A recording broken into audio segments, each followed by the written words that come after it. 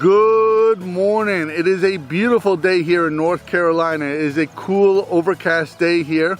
It is actually pretty cold for this time of year in North Carolina. And today we're going to be photographing birds and insects in an open field. So come along and enjoy this adventure.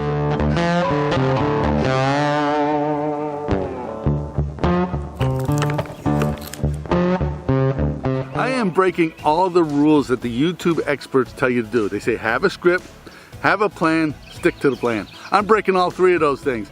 I had a plan to go somewhere else. I wasn't able to get there, and I'm just kind of I'm just going with the wind on this. So today I'm in this field. I've been wanting to do a video out here for a while, and the thing about this field is that it's out in the sun, and today we have an overcast day, so I'm really hoping that with this overcast day I will be able to take some pictures out here without having any harsh shadows. Now, a little bit about this field. It's about a 5-acre area. There's a pond here that's included in there. And as you can see behind me, it's surrounded by forest.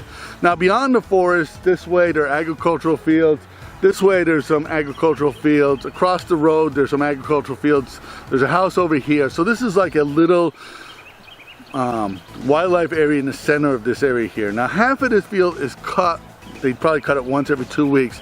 The other half of the field, they cut it once every year or every 2 years. And what that does is it does what fire does. Fire would knock down the most dominant plants, allow a diversity of plants to grow up. Because this piece of land is so small and because it's so close to other people's property, fire is not a real practical solution here. So it is cut like once every 2 years, and that really creates a diversity of plant life.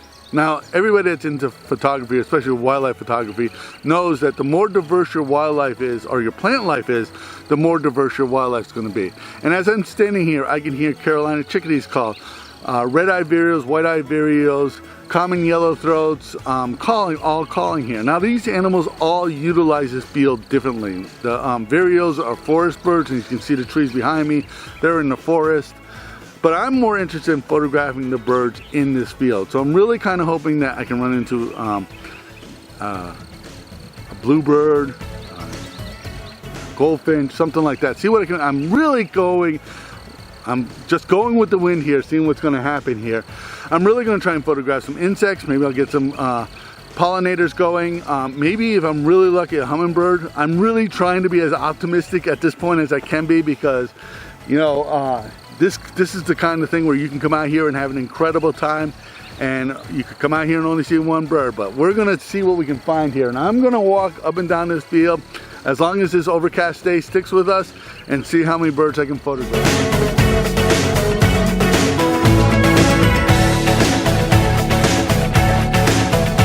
I just photographed 2 birds. I haven't been here more than 10 minutes, and I was able to get an indigo bunting, which is a bird that breeds here in North Carolina, and they migrate in the wintertime to Central America, and the eastern bluebird, which is an unusual bird here. They are a year-round resident here in North Carolina, but there are actually more eastern bluebirds here in the wintertime than there are in the summertime. And the reason for that is birds that are further north migrate down to North Carolina when the winters are colder up north, and then they migrate back when the weather gets better. So a lot of people say to me, why does it always seem to be more bluebirds in the wintertime than in the summertime? And I said, well, because there are. So anyways, that's exciting. It's super. I really feel like I'm gonna have some really high expectations. As long as the sun can stay behind those clouds, I think we'll do very, very well.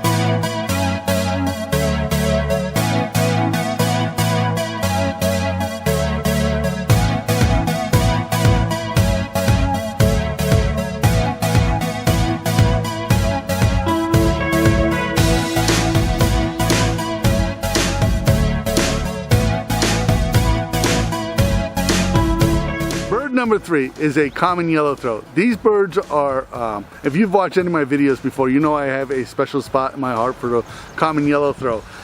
This is in North Carolina. Common yellowthroats are very common.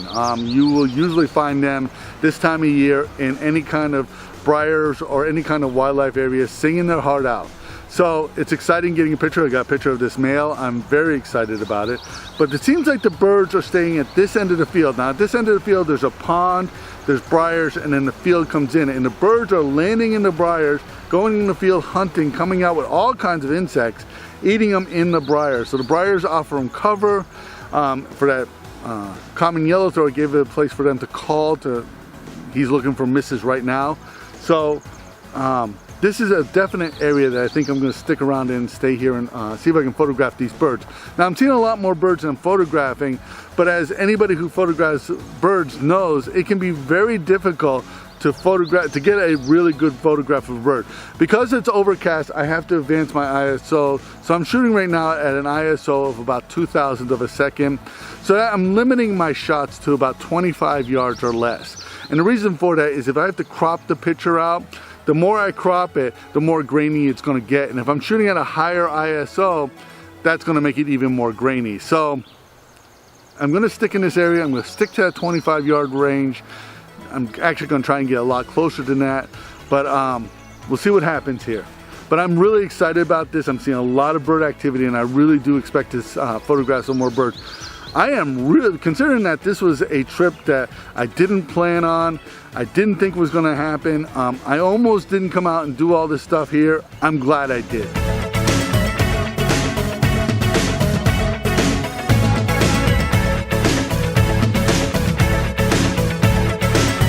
I think one of the things that a lot of photographers, a big mistake a lot of photographers do, is a thing called chimping. And chimping is you're looking at your pictures on the back of your camera.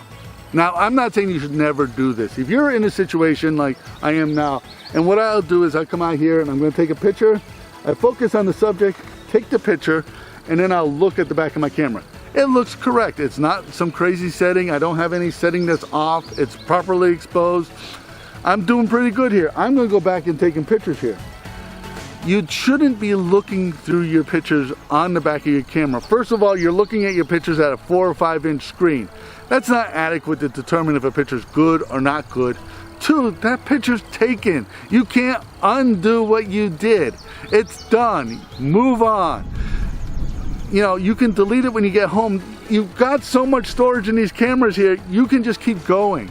So one thing that I recommend to all photographers is to look at your back of pictures, make sure your camera is photographing the subject correctly, but don't go through your pictures on your camera. That's not going to help you.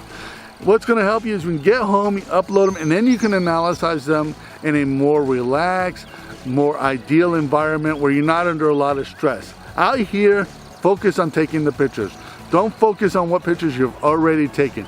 That's the tip for the day.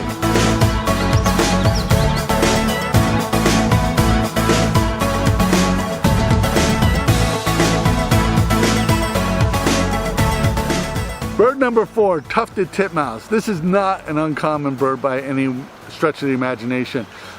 They're fairly common. You'll see them at bird feeders. The tufted titmouse is unusual in birds in North Carolina because where other songbirds and small birds will form flocks in the wintertime and they'll stay in these kind of rough coalitions of birds, the tufted titmouse maintains its territory all year round. They'll have a territory between 100 and 150 feet in circumference. They are hoarders. They hoard a lot of food. If you have a bird feeder in your backyard and you go into your shed and you're doing some work and all of a sudden you find a bunch of bird seed somewhere, that's what tufted titmice do. They hoard food in different places. So as far as birds here in North Carolina, they're not uncommon, but they are a beautiful bird, and they're most common for that tuft on the back of the head. They respond to pitching. They're a fun bird to see. I'm really trying to be positive about it because a lot of people say, oh, it's when I'm out on bird walks and stuff like that, they'll just say, oh, tufted titmouse, and a lot of people won't even look at it. So I feel like it needs a little bit more respect than it gets. Yeah.